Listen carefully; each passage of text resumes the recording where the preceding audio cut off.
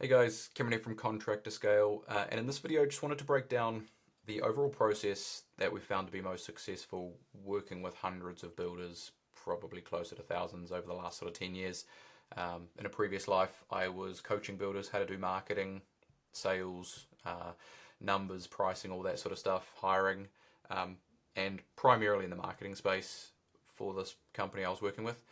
The biggest challenge that we had was ultimately a lot of guys would do marketing, bring it to me and go, hey, can you review it? And I'd say, sure, no problem. And ultimately it just wasn't working for a multitude of reasons. That the industry is a little bit different.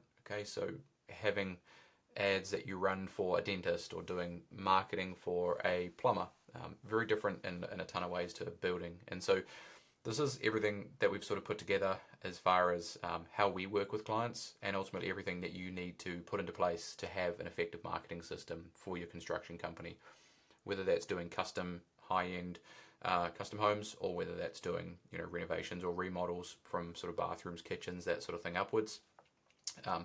Now, based off of that, realistically, everybody that we've come across is really just looking for one thing, and it's how can we get consistently high value projects, the right type of people who are qualified, want to work with us, don't mind paying a premium price, and having them come to you in a consistent basis.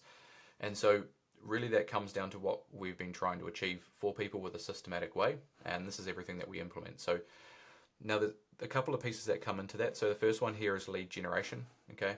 And ultimately we call that the hand raise, or getting people to raise their hand and show that they're wanting to work with you or wanting to complete a project of any of those types. The second thing is being lead nurture, okay? And so really important that we, as we get the leads come through, we educate, nurture these prospects so that it makes your job really easy on the sales front, okay? And then the third piece here being lead conversion, or the final handshake. And so having these three things come together is what gets you those high value projects. Now, obviously, if you don't have one of these pieces, then there's always going to be a downside. And so the most simple one here is if you have no lead generation, right, but you have nurture and conversion in place, then typically you have a lack of opportunity. So most guys will come and say, hey, I've got X amount of projects in the pipeline, and I say, where are you getting them from? And they just say word of mouth referrals, okay, which is pretty standard, but the real issue there being lack of opportunities is not enough coming through, okay? But that's not the only issue that comes up. And so the second one being here, if we cover that back up, is instead, if we have lead generation and lead nurture, but we don't have any conversion ability, or we can't sign the deal, then we've clearly just got wasted opportunity, right? We can do all of this marketing, we can educate them till the cows come home, but if you drop the ball in the sales process, then this whole thing falls over and nothing works, okay? Money doesn't come in the bank. That's the end of story. Now, the last one here being, if we have lead generation and lead conversion, but we don't have the nurture sorted out, then it's typically missed opportunity, okay? And so another way of thinking about that is a leaky funnel or a leaky bucket. So if you're pouring all these leads in the top, but you don't have the nurture side of things taken care of, then it just means that you're missing out on all these other opportunities coming through. And so big believer in efficiencies and making everything work as it should. And so that's why lead nurture is really, really important, okay? And so when we have all of these things together, then obviously this works really, really well to make sure that we again hit these high value projects, okay?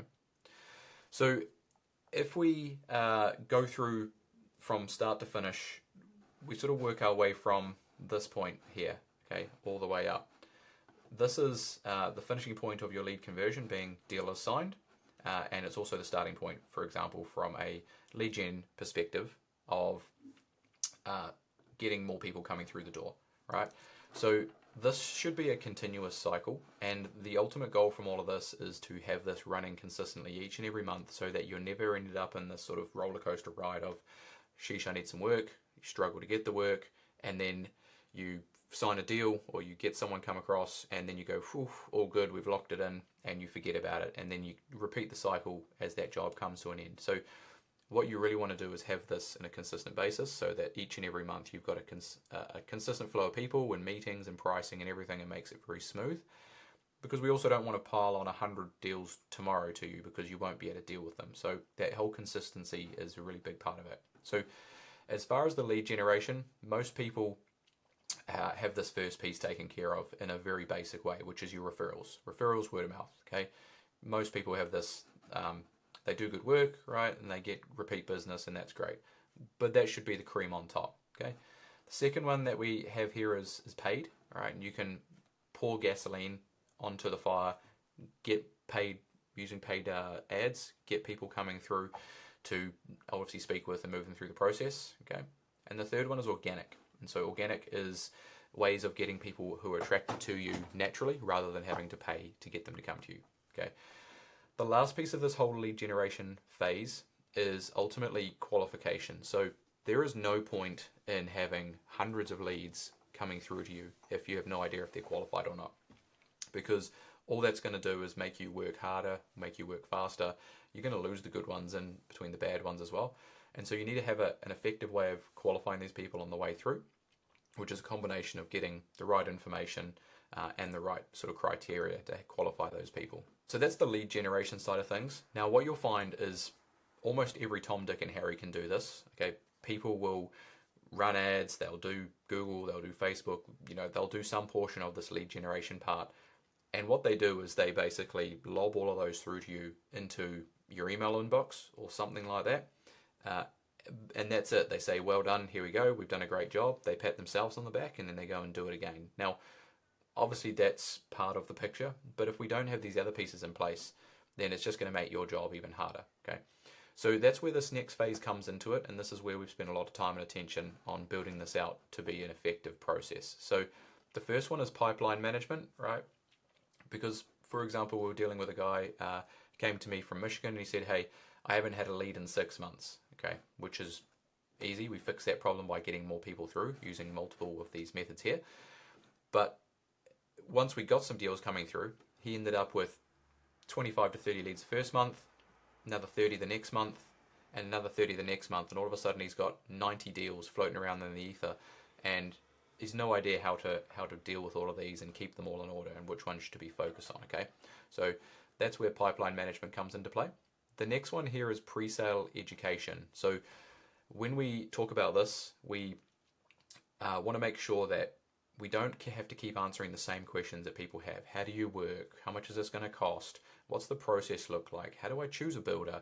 Should I go with this material or that material? When does the subtrade come into it? How do we plan this, etc.? So making sure we have a way to educate people on the way through is another part of this nurture process, and that just saves you having to field those questions on the way through. It also positions you as an expert or the one who's educated them so that they realize, oh wow, this guy's awesome. He's going to be the builder for us if he can answer all these questions. Okay. Next one here being engagement. So if you can have all these leads come through and have them educated, that's great. But ultimately, if they're not going to engage at some point, you could educate them on the entire thing and they become an expert. But unless you're actually getting engagement from people, then ultimately this, again, you're not going to get any people put their hand up. So this is where engagement comes into the process and getting them to raise their hand, essentially. All right. So now coming on to lead conversion, we've got the lead, they've come through, we've educated them, that sort of thing. How does the lead conversion process work? Well, we need to make sure that we've got rapid response in place, okay? And there was a Harvard business study done that basically said getting to leads within the first 5 minutes is your golden window, and you're able to connect with people at an 80-90% level or rate. Now, obviously, that's not achievable for most people. You're out on site, you're busy, you're pricing, whatever else. So we need to make sure that there is a way that this can be done. And otherwise, what ends up happening is by the time you actually have a chance to talk to the lead or get to them, they either don't answer the phone or they're busy, or they don't respond because of multiple reasons, and everybody gets frustrated. So the next one here being the sales process optimization. So when we're looking at this one here, what we are thinking about is making sure that there is a process that people go through and it's predictable, and there's ways to shorten that whole process up. So what we don't want to happen is a lead comes through in January and they sort of flounder through the process and they're waiting on you to get back to them and so on and so forth. And it takes 6 months for them to actually get through that planning piece. So there's ways of tightening this up so that you can have a really, really tight sales process without having to do all the effort involved, okay? The last one here is professional sales material, and so quite often we do all of this stuff here, right? So let's say we do all this marketing, we do all this education, qualifying, that sort of thing. We've optimized the sales process, and we leave this one up to you, where you are essentially running through the sales presentation with them, or you're dealing with them in person, that sort of thing. We want to make sure that even if your sales ability is low, even if you are not confident in this process, we will give you all the resources you need to feel confident, so that you just have to walk people through it without needing to necessarily be really good or well trained in sales. So that's what that piece is there, and now we're just going to open them up a little bit more, right? So if we're looking back on referrals, there are a couple of things that come into this, please. So the first one is that we want to have a process for past client referrals. We can zoom in here, which is pretty straightforward, and the second one here is being partnerships, joint ventures, that type of thing, or ways that you can outreach to other people to strike those relationships up, okay? And having a system for that is really important. The third one is being a real estate agent network, right? Getting people that are looking to buy a plot of land. What ends up happening when they find a plot of land? Well, they need a builder. So how can we get in front of them to ultimately make sure that you can be the first guy in line to get that work? And then the last one is having people come through from other ways that they find you, whether that's signage, whether that's conversations, and structuring those in a way that they come through to you first, okay?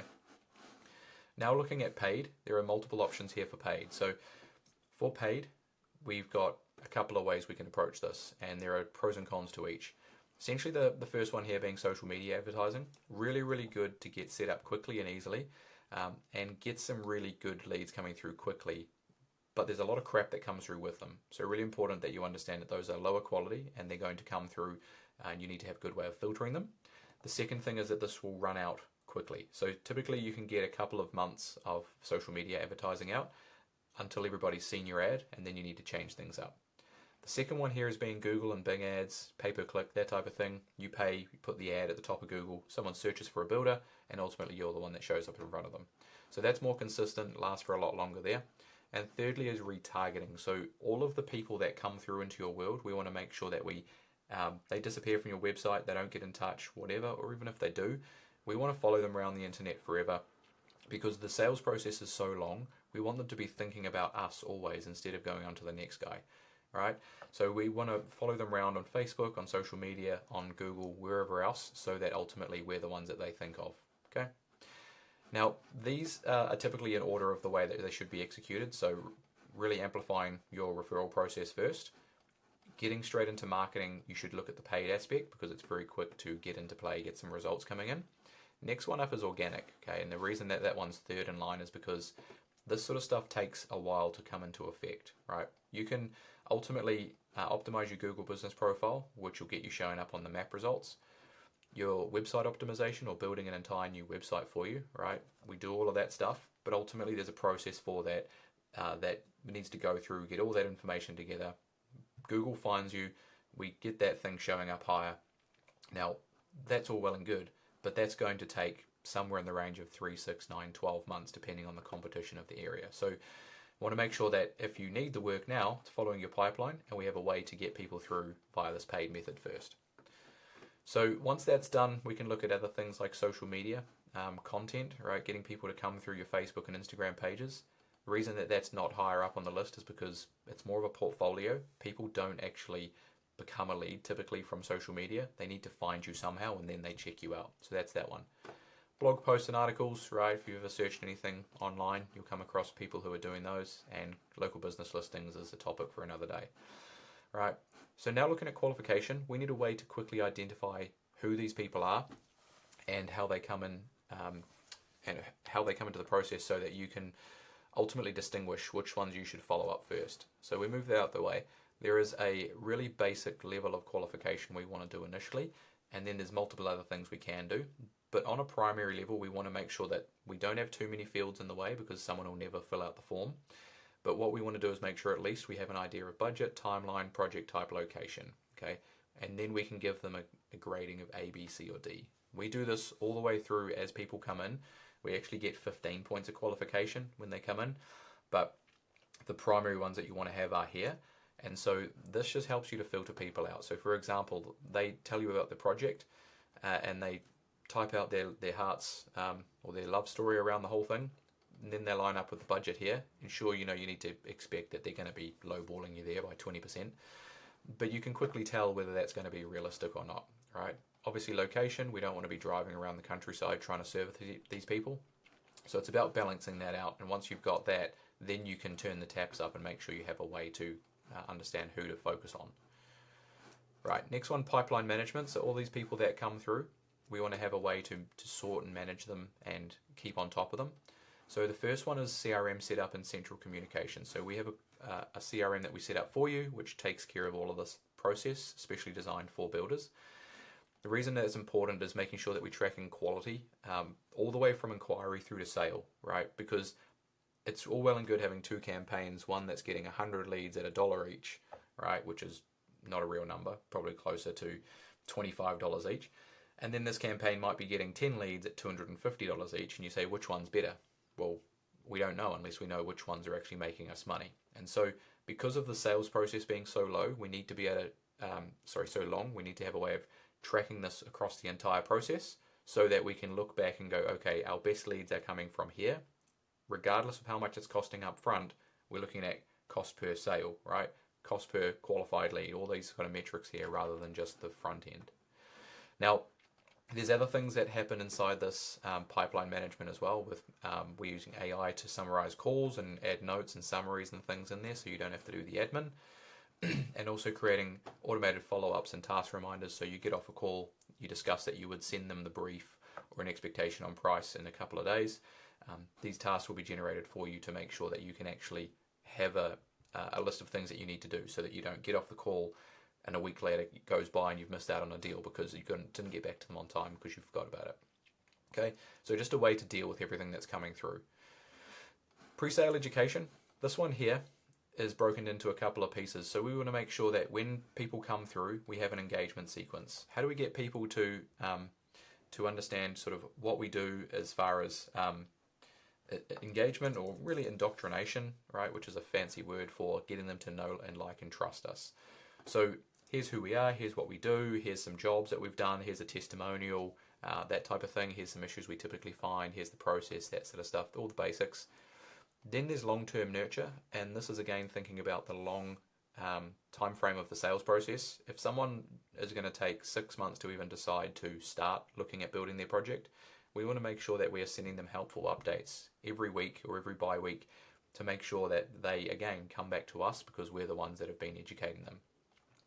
For those who are still in research mode, we want to make sure that we have a back-end way for people to get in touch, we want to make sure that we've got a way to educate them as quickly as possible without you being involved. So that's where we've got an entire back-end course here broken out into things like, how do I find a builder? How do I budget for this? What kind of time is it going to take? How do I choose between this and this? And the alternative to this is that you either have to spend all that time with them and running them through all these pieces, or they have to go and search across Google, across all of these different places where they're going to get conflicting information, or they might come across your competition. So giving them one place where they can go through and educate themselves, and then when you speak with them, they're going to be extremely well positioned and educated, ready to take the next step and actually talk meaningful with you. Okay. And lastly is around preliminary planning and feasibility studies. And so we want to make sure that people understand the process that they should follow is engaging with the builder early. All right. Because what we don't want to happen is they go off to an architect, they come back to you with a set of plans, you price it up and they say, oh, that's more than I expected.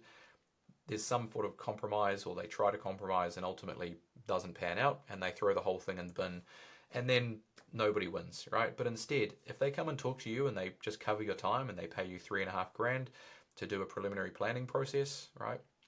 At least then they get a breakdown of what are you actually trying to achieve? What's it going to cost? What's the timeline going to be? What are the issues that could crop up? And then they can either work with you in the design process, or they can have you consult or be the main contact between them and the design process. But having them at least understand that process means that they are going to not just come to you and blame you for the thing being overpriced. It means that they're going to come to you and understand that there is a better way to do things, right? Now engagement. So engagement is about getting people to take action, right?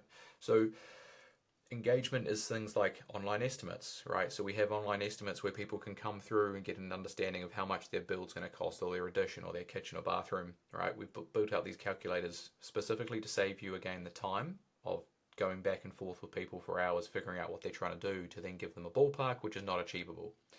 It also answers a big question around what people have, which is how much is this going to cost? What does the process look like? What am I comparing between people and materials and all these other things? So that's all we're doing here, is really trying to give people the answers to what they are looking for, similar to the education piece, but more in a way that just gives them the answer. So that's the first one, around cost. Second one is around comparisons, right? So selections is always a big pain point for a lot of people. So we have a selections checklist and process that people can go through here to figure out what they're looking for. Okay, same thing for material selections guide. Arguably we can kind of lump those two together, that's fine. The next one here being interactive build planner. So going through that process of getting everything out of their head and onto paper, giving them a structured way to do that. So we've got a 200-page build planner that people can go through. You can be the one that has the sticker on the front that says this is ours, work with us, and this is our guide. But basically it just, again, gives you a tangible resource that you can either walk through with them, or you can leave with them to go through some of these pieces themselves, so that they become better educated throughout that process. Lookbook, right? People are looking at different styles, trends, designs. Let's give them a breakdown of all the different pieces of the puzzle, as far as, hey, here's the different types of entranceways, here's the different roof pitches, here's the different claddings, all these different things that they can look through and get inspiration from to sort of come to you again and understand, here's what we're looking to achieve. And finally, here's one that we've done for a few other people, is publishing a book. So Amazon bestseller for custom homes in Michigan, or renovations in Auckland, right? So we've done a few books here, published them, and ultimately just, regardless of anyone reading this, if you say, I've got a book, would you like a copy? They will say, wow, that's amazing. You clearly are an expert at it. And you hand them the book in person. It's going to cost you about $6 to print this thing off. And all of a sudden you've got authority because you are the guy who wrote the book on this topic. Okay.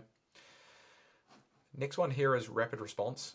So we're looking at lead conversion. There's a few things. The rapid response is really getting to people quickly. So the first thing here is instant lead notification.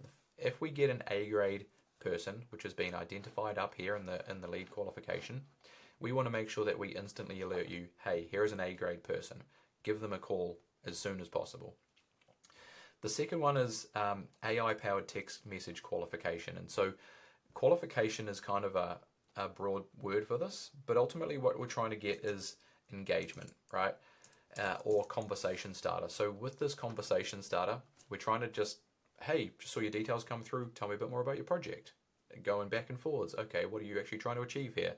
And so this mimics you messaging them. Obviously, you're not going to be available every day, but this comes to them within the first couple of minutes so that they can have an initial engagement. And what it does is it stops them from going in and sending off inquiry forms with other people, because you have actually gotten back to them quickly. What ends up happening from here is that they end up coming into your calendar as an appointment, as a 15-minute calendar slot for an initial project discovery call. So that's the automated booking here. We also give you the online calendar in the back end to sort of manually book these people as well.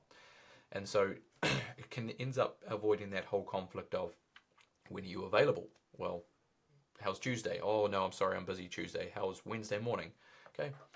And this just allows you to get on par with where the best connection time is going to be. The last one here is integrated communication system. And so within the CRM system that we're building out here, we actually have all of these channels tied in. So you link in your calendar for those appointments. You link your Facebook and Instagram Messenger in there, so any messages come into the one place. If you call somebody, it's from the CRM, which allows us to record and save those conversations and break them down and summarize them. It also allows us to text message from and sync with your emails. And so if it's you don't want to have to debrief your office manager, right?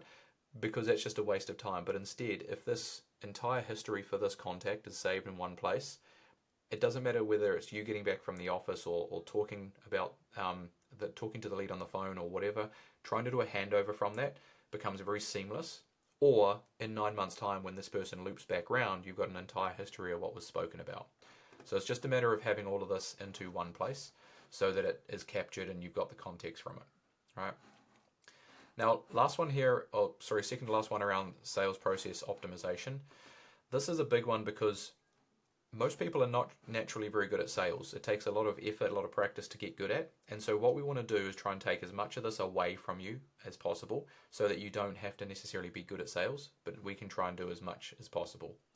So as people are spoken with and you hang up the phone after an initial project discovery, what it will do is it will break down that call and it will grade it with how well you did on the call, and it will give you feedback on how to improve. So for example, the person mentioned that they were looking to do this because they had a new baby on the way. Well, maybe you could use this as an urgency play to make sure that they are going to be going through the process, so when the baby's due, they've got a new place that they've got the space for. Okay. Short of doing this, required saving the calls, meeting in person, running through, pausing and starting with someone who actually knew what they were doing. So this helps you improve that piece. Or if you've got a salesperson or an office manager or someone else helping you with it, it helps you to keep tabs on them and make sure that they are improving without you being involved.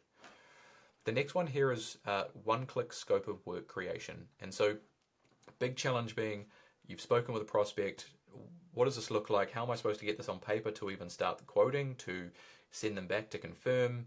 So when you have a conversation with someone, it's amazing what is spoken about that you actually miss. And so what we're able to do, if you use the system properly and we gather that info, you click one button, it creates a scope of work based off what you spoke about to then do anything you want, whether that's to loop back to them with a follow-up email and things like that. Makes it very, very effortless and also shows that you were listening even though you didn't have to take notes. Next one here, 60-second preliminary cost estimation. So because we can do all of these other things in here, we can use localized data to actually give you a breakdown of what this is going to cost by stage because we've got all that context.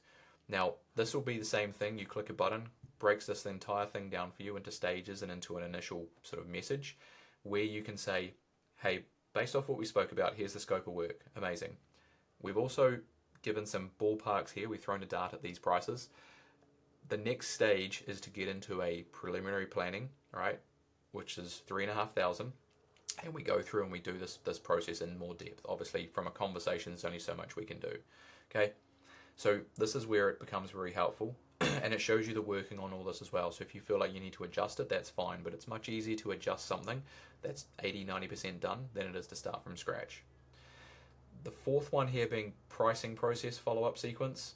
When you are actually dealing with people and quoting up the job, you need to wait for the subbies to send all their stuff through, you need to get pricing from elsewhere. Most people forget to actually talk to the client or to the lead. So what ends up happening is they kind of go, what's going on? I don't understand, like, what's happening. And so we have a sequence in here that keeps them updated, educates them on what we're doing, and ultimately just keeps them warm so that they understand and are informed throughout the process and keep warm.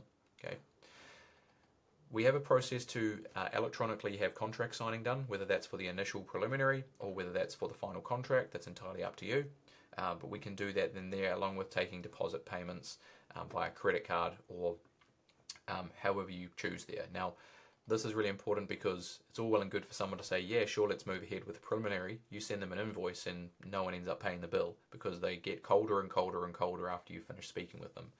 Instead, if you can take a credit card on the phone or you can speak with them on site and take a credit card there, just to make sure that that piece is ticked off, right? Cool. So last one here around professional sales material. When you turn up to site and when you are actually speaking with somebody, we've got scripts and we've got frameworks and everything you can follow to sort of be confident in that meeting. But you also want to have some ammo, some backup here so that it makes your job really easy. So there's a few things that come in handy. The first thing is going to be your company profile. How can we showcase effectively why you guys are the best and why they should choose you? And this is a graphic design printed doc where it showcases you guys really well. Okay. We also have one here for a project showcase or a lookbook so people can look through all the amazing work that you've done. The other one here is around the explanation of the process and other resources. So here are the different levels of quality you could choose in a bathroom. Here's the way that a preliminary planning runs and a full breakdown of that. So having all of these resources available to you and printed off so that you can take with you, it's all about leaving tangible things in front of people the same way that a plumber will leave a magnet on your back of your pipe work, so that when you have an issue, you remember that that's his number there. Okay, it's just all about all these other touch points that you can stand out from the rest. The last one here, which is actually at the top, is the high converting project proposal. If you just send off an email or send off a sheet or anything like that with your proposals, that needs to stop now. The better way to do that is to showcase and walk them through the pricing in person, which is all framed up in the funnel that we're sending them through to tell them that that's the process. But you need to make sure that you've got some ammo with you to actually do this with, and that's where we have a high converting project proposal. Goes through, again, all about why you guys are the best and how they should choose you over everyone else. And lastly, comes to the price and sort of breaks it down in a nice format there. You go and get that printed, costs you $5, you get it bound in a nice little folder, and you take this to the client. It's almost a slam dunk, because of they just looking for someone who A, can do this quickly, and B, can cover everything that they need to know. And then just having these little touches along the way just makes this whole process really, really straightforward. If you cannot sign a deal from this process, then you probably shouldn't be in business. But this is exactly what we've found to work really effectively throughout the whole ecosystem here of working with builders for 10 years on marketing. Okay. If you have any questions, feel free to let me know. We only work with one builder in one area, right? So there is overlap between, if you're doing custom homes only, we'll work with someone who's doing remodels, renovations, because there's no overlap. But we just go for essentially local domination. We want you to be the best known builder, and this is exactly how we do it. We will install all of this stuff for you, broken down in a couple of programs that we work on. So if you just need the leads and things like that, we have one plan. If you want the entire domination, that's the other one. But we do all of this hands off for you. All you need to do is make phone calls, turn up on site for those site meetings, and sign the deals. Any questions, let me know. Cameron at contractorscale.com.